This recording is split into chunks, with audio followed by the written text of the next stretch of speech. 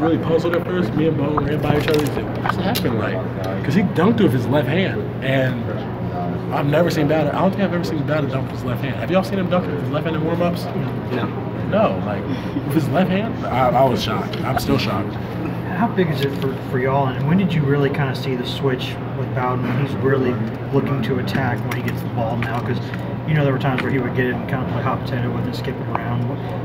When did he really start to change? I think it started in practice. He's had an aggressive mentality. He understands what we need him to do, and we need that from our guards. We need guards to be aggressive rather than passive, because when we don't have that, it puts more pressure on guys like myself, Kyle, AD. But now we have everybody ready to score on any single night. So you might focus on myself or Avril and keep us from getting the ball. Next thing you know, Lamonte or JB has 20, 25 points, 30 points, or Bone goes for 18 to 10 or something like that. You have to worry about every single person on the court now.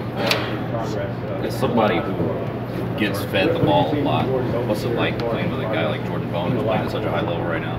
It's incredible. He's the best point guard in the country. I said one of the best last time, but he's the best point guard in the country.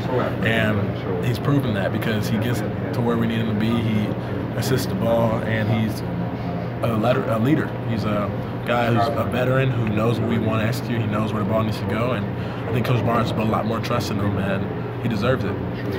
I know that y'all consistently think about the next practice, the next game, but you know when you take a step back and you start to look at those standings, and it could be a fun race down the stretch with y'all and LSU and Kentucky, couldn't it? I mean, y'all are all right there, and it looks like it could be fun. Yeah, it's going to be fun. I feel like any team, you look at a team like Auburn and Mississippi State, they have chances to come back. So you never know. At SEC, you can go from a 10-game win streak or 8-game win streak or whatever, and then lose 3. Or you look at Texas A&M last year; they lost 4 games in a row in SEC and went to the Sweet 16 tournament. So we just focus on the day-to-day grind, and in order for, I'm going to use a supply chain term, we'll say operations, but day-to-day grind and focus on every game. Grant, Coach said he talked to you guys last night about competing.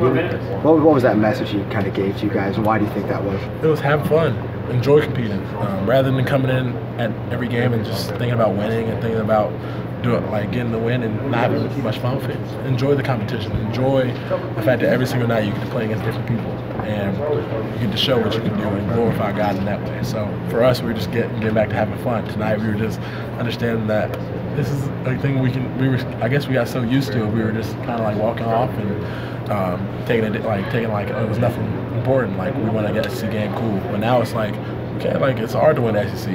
It's difficult. So enjoy it while you can. Do you think that from game to game, you have to figure out what they're going to call as far as a foul and what's not a foul? Is that an adjustment? Each referee is going to be different. Some crews are different than others. Some allow you to play more. Some are more controlling of the game. But that's just a matter of you figured out from the first couple minutes, and you understand where you can be aggressive and where you can. And honestly, it's not that much of an issue. You just got to trust the calls. And a couple of them, I just said, yeah, that was right. Like I told Coach Barnes, I had three of those calls were the right calls. And that's where we respect the guys that have been there longer than we have. We've been here for 2 or 3 years. They've been doing this for 15, 20. Sorry if you've been asked, but what do you think Jordan Bone means to this team and his progress this season? He's our guy. He's our leader. He's as I said, the best point guard in the country, and he's going to continue to do what he does every single night. He brings a certain pressure and impact to the game where everyone has to focus on him.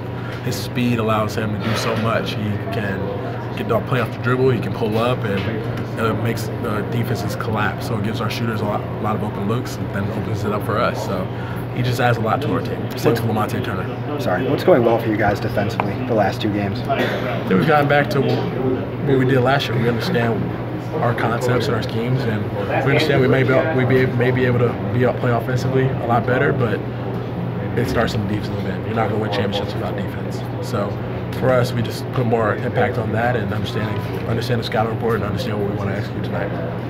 Thank you, Grant. How would you grade Admiral skipping down the court? I know. I was like, he told me he was trying to do a Russell Westbrook thing.